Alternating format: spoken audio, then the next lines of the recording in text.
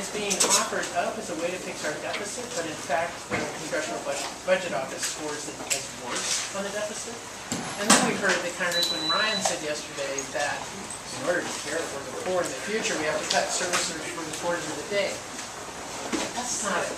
That's a nutty choice. That isn't a real choice. It's a false choice. And the part that worries us about the budget is that it shifts money to the top. And I know Congressman Ryan has said it's because that the wealthy are the ones who make jobs. But the wealthy have had 10 years of tax cut, and where do we have the job?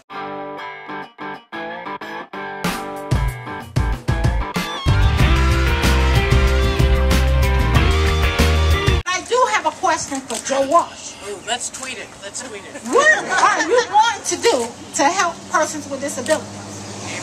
Because I know that there is someone close to you, a family member. I know you have someone close to you that will be affected by this insurance. Amen.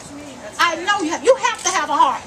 So if you do have a heart, I say to you, Mr. Walsh, go back and look at what you're doing. Amen. Because this will affect our community, it will affect the state, and it will affect the people. Amen. Thank you. Amen.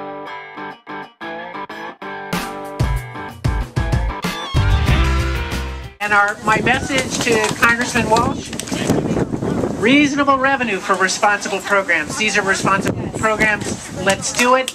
Let's make our voices heard.